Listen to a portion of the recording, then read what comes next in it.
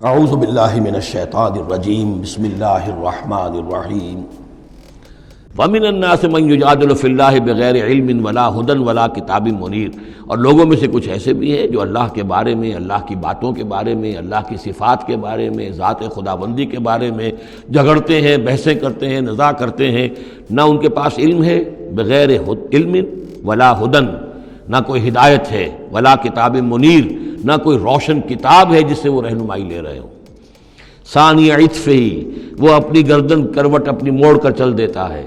آیات سنتا ہے، اللہ کے کلام کو سنتا ہے، پھر ذرا وہ اپنی کمر کو موڑتا ہے، بل دیتا ہے، چل دیتا ہے، لیضل عن سبیل اللہ، تاکہ گمراہ کرے لوگوں کو اللہ کے راستے سے۔ لہ فی الدنیا خزی، اس کے لیے دنیا کی زندگی میں بھی رسوائی ہے، ونذیقہ یوم القیامت عذاب الحریق، اور قیامت کے دن ہم اسے جلانے والے عذاب کا مزہ چکھائیں گے۔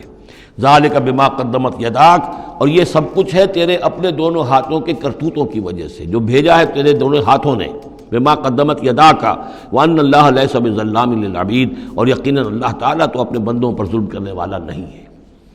ومن الناس من يعبد الله على حرف فإن أصابه خير اطمأن به وإن أصابته فتنة انقلب على وجهه خسر الدنيا والآخرة ذلك هو الخسران المبين۔ لوگوں میں سے کچھ ایسے بھی ہیں جو اللہ تعالیٰ کی بندگی کرتے ہیں کنارے کنارے، بچ بچ کر۔ یہ وہ روگ جس کو کہا گیا فی قلوبہم مرض، جن کے دلوں میں روگ ہوتا ہے۔ ایک وہ لوگ ہوتے ہیں کہ حق کو قبول کیا، پھر ہر چہ بعد آباد منجدھار میں پھر وہ چھلانگ لگاتے ہیں، ہر چہ بعد آباد ماں کشتی دراب انداختے،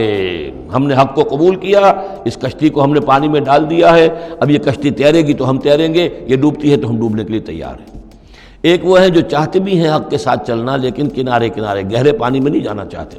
خطرات مول نہیں لینا چاہتے، اپنے لیے جان اور مال جو ہے اس کو بچا بچا کر، جو اقبال نے کہا تو بچا بچا کے نہ رکھ اسے، تیرا آئینہ ہے وہ آئینہ کہ شکست ہو تو عزیز تر ہے نگاہ آئینہ ساز میں۔ لیکن یہ کچھ لوگ بچ بچ کر چلنا چاہتے ہیں، کوئی گردن نہ پہنچ جائے، کوئی نقصان نہ ہو جائے، کوئی ہمیں قربانی نہ دینی پڑے۔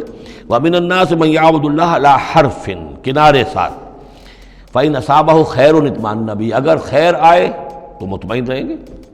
وَإِنْ أَصَابَتْهُ الْفِتْنَةُ انقلب عَلَىٰ وَجْهِهِ، اور اگر کوئی فتنہ آ گیا، آزمائش آ گئی، کوئی قربانی کا وقت آ گیا، پکار آ گئی، نکلو اللہ کی راہ میں اور لاؤ اللہ کی راہ میں، تو وہ اپنے چہروں کے بل اوندھے گر جاتے ہیں۔ خسرت دنیا والآخرہ، یہ خسارہ ہے، یہ گھاٹا ہے، یہ نقصان ہے دنیا اور آخرت دونوں کا۔ ذالک هو الخسران المبین، اور یہ بہت ہی نمایاں اور واضح تباہی ہے۔ ایک میں بات عرض کرنی رہ گئی ہے کہ سورہ حج کے بارے میں بعض جگہ آپ نے دیکھا ہوگا لکھا ہوا کہ یہ اس کو مدنی بھی مانا گیا ہے، لیکن یہ واقعہ ہے کہ اس سورہ مبارکہ کے اندر بعض آیات ایسی ہیں کہ جو یا تو مدنی ہیں، اور بعض آیات کے بارے میں مجھے پھر وہ ایک قول مل گیا تھا حبر الامہ حضرت عبداللہ ابن عباس رضی اللہ تعالی عنہما کا، وہ میں بعد میں انشاءاللہ وہ کل ہم پڑھیں گے۔ وہ آیات نازل ہوئی ہیں اثناء سفر ہجرت میں۔ ظاہر بات ہے کہ جب حضور مکے سے نکل آئے ہیں اور جا رہے ہیں تو کتنے دن لگے ہیں، کوئی وہ چند گھنٹے کا، 1 گھنٹے کی فلائٹ تو نہیں تھی کہ جو ہوائی جہاز سے آپ چلے گئے ہوں، آدھے گھنٹے کی فلائٹ ہے کل نہیں، لیکن یہ کوئی وقت لگا۔ اس میں بھی جو آیات نازل ہوئی ہیں، اور اس صورت میں کئی آیات ایسی ہیں کہ جن کی بڑی گہری مشابہت آپ کو مل جائے گی سورہ بقرہ کی آیات کے ساتھ۔ چنانچہ شہادت علی الناس والی آیت بھی اس صورت میں بھی ہے، سورہ بقرہ میں بھی ہے، لیکون الرسول شہیدا علیکم وتکونوا شہداء علی الناس، یہ آپ کو سورہ حج کے آخر میں ملے گی۔ جہاد کا لفظ بھی اس صورت مبارکہ میں ملے گا۔ یہ آیت بھی آپ غور کریں گے تو سورہ بقرہ کے دوسرے رکوع میں جو مثال آئی تھی، منافقین کا حال یہ ہے، او کصیب من السماء فیہ ظلمات ورعد وبرق یجعلون اصابعهم فی آذانہم من الصواعق حذر الموت واللہ محیط بالکافرین۔ تو یہ جب بجلی جب چمکتی ہے، کوئی روشنی نظر آتی ہے، چل پھر لیتے ہیں، لیکن اس کے بعد پھر جیسے ہی اندھیرا ہوتا ہے کھڑے رہ جاتے ہیں۔ تو بالکل وہی کیفیت ہے کہ جب ذرا حالات صحیح ہوئے، نارمل ہوئے، کوئی خطرہ نہیں، کوئی اندیشہ نہیں، کوئی مطالبہ نہیں، کوئی جنگ کی مہم جو ہے پیش نظر نہیں ہے، تو وہ بڑے چلت پھر دکھا رہے ہیں، حضور کے پاس آ رہے ہیں، باتیں کر رہے ہیں، وہ ہے کہ وہ بھی اہل ایمان کے ساتھ ہیں، لیکن جب ذرا مشکل وقت آیا اوندھے منہ گر پڑے۔ وَمِنَ النَّاسِ، اللہ تعالی ہمیں اس سے بچائے، اور دین اور ایمان کے ساتھ اور اللہ کے دین کو قائم کرنے کی جد و جہد میں مخلصانہ اور ہمہ وجوہ اپنے آپ کو جھونک دینے کی ہمت عطا فرمائے۔ وَمِنَ النَّاسِ مَن يَعْبُدُ اللَّهَ عَلَىٰ حَرْفٍ فَإِنْ أَصَابَهُ خَيْرٌ اطْمَأَنَّ بِهِ وَإِنْ أَصَابَتْهُ فِتْنَةٌ انقلب عَلَىٰ وَجْهِهِ خَسِرَ الدُّنْيَا وَالْآخِرَةَ ذَلِكَ هُوَ الْخُسْرَانُ الْمُبِينُ۔ یدعو من دون اللہ ما لا یضرہ وما لا ینفعہ، یہ پکارتا ہے اللہ کے سوا ان کو جو نہ اسے کوئی ضرر پہنچا سکتی ہے نہ نفع، ذالک هو الضلال البعید، یہی ہے بہت ہی گمراہی، دور کی گمراہی۔ یدعو لمن ضرہ اقرب من نفعہ، وہ پکارتا ہے اللہ کو، اس کو کہ جس کا ضرر جو ہے وہ اس کے نفع سے قریب تر ہے۔ اللہ کے سوا کسی کو پکارو گے تو نفع تو کوئی ہے نہیں لیکن ضرر تو پہنچ گیا۔ لبیس المولا و لبیس العشیر، بہت ہی برا ہے وہ دوست اور بہت ہی برا ہے رفیق۔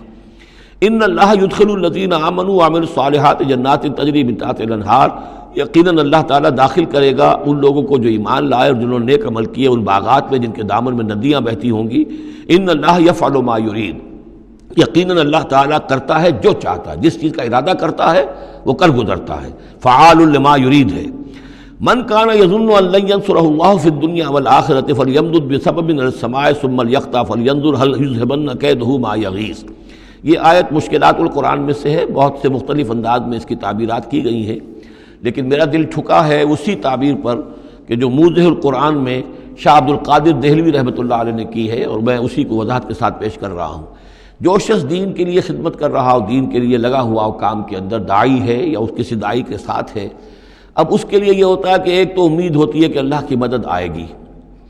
آج نہیں تو کل آئے گی، کل نہیں تو پرسوں آئے گی۔ اگر کسی وجہ سے انسان حالات کو دیکھ کر اتنا مایوس ہو جائے کہ اللہ کی مدد کی اسے امید نہ رہے، یہ چیز پھر اس کے لیے بہت بڑی ناکامی کا سبب بن جائے گی۔ امید پیوست رہ شجر سے امید بہار رکھ، اللہ سے مایوس نہیں ہونا چاہیے، نہ لا تقنطوا من رحمت اللہ۔ ٹھیک ہے دیر ہو جائے کوئی حرج نہیں، لیکن یہ کہ یہ اللہ کی مدد آئے گی، اللہ جو ہے نصرت فرمائے گا، اللہ تعالی ہماری مدد کرے گا۔ والذین جاہدوا فینا لنہدینہم سبلنا، جو لوگ ہماری راہ میں محنت کریں گے، جدوجہد کریں گے، ہم لازماً انہیں اپنے راستے دکھائیں گے۔ یہ اللہ کا پختہ وعدہ ہے، ان وعدوں پر یقین رکھنا چاہیے۔ لا انک لا تخلف المیعاد، اے اللہ ہمیں یہ اندیشہ نہیں ہے کہ تو اپنا وعدہ پورا نہیں کرے گا، خلاف کرے گا، ہاں ہمیں اندیشہ ہوتا ہے کہ ہم تیرے وعدوں کے مصداق بن سکیں گے یا نہیں، ان کا مصداق بننے کی شرائط پوری کر سکیں گے کہ نہیں۔ یہ کیفیت بندے کی رہنی چاہیے، اللہ تعالیٰ کی مدد سے اور اللہ تعالیٰ کی نصرت سے مایوس کبھی نہیں ہونا چاہیے۔ تو اس کی ایک مثال دی ہے کہ اگر کوئی شخص کسی رسی کے ساتھ کہیں اوپر سے ایک رسی ہے اس نے پکڑا ہوا ہے،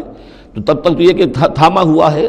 یہ اللہ تعالیٰ کے ساتھ ہے نا، حبل اللہ، یہ قرآن جو ہے القرآن حبل اللہ الممدود من السماء الی الارض۔ اسی طرح امید اللہ سے رکھنا، رجا رکھنا، یہ بھی گویا کہ ایک معنوی رسی ہے کہ جو اللہ تعالیٰ کے ساتھ ہمیں جوڑے ہوئے ہے۔ جب تک یہ رسی رہے گی ہمیں سہارا رہے گا، جب یہ رسی کاٹ دیں گے ہم، وہ امید منقطع کر دیں گے تو سوائے اس کے اور کیا ہوگا کہ زمین پر رودے منہ گر جائیں گے۔ من کان یظن ان لن ینصرہ اللہ فی الدنیا والآخرہ، جس شخص کا یہ گمان ہو جائے کہ اللہ ہرگز مدد نہیں کرے گا اس کی دنیا میں اور نہ آخرت میں، فلیمدد بسبب من السماء، اسے چاہیے کہ ذرا ایک رسی آسمان کی طرف تانے، ثم لیقطع، پھر کاٹ دے، اسے توڑ دے، فلینظر هل یذهبن کیدہ ما یغیظ، پھر دیکھے کہ اس سے اس کا جو غصہ ہے اندر کا، اس میں جو مایوسی کی آگ جل رہی ہے اس میں کوئی کمی ہوئی۔ یعنی جب تک وہ رسی ہے کچھ نہ کچھ امید تو رہے گی، تو اس امید جو ہے اللہ پر اور اللہ کی نصرت اور اللہ کے وعدوں پر جو یقین ہے اس کو برقرار رکھو، یہ تمہیں سہارا دے گی۔ وَكَذَلِكَ أَنزَلْنَاهُ آيَاتٍ بَيِّنَاتٍ، اسی طرح ہم نے اتارا ہے اس قرآن کو روشن اور کھلی باتوں کی شکل میں۔ وَأَنَّ اللَّهَ يَهْدِي مَن يُرِيدُ، اور اللہ تعالیٰ ہدایت دیتا ہے جس کو چاہتا ہے، یا اللہ تعالیٰ ہدایت دیتا ہے جو چاہتا ہے کہ اس کو ہدایت ملے۔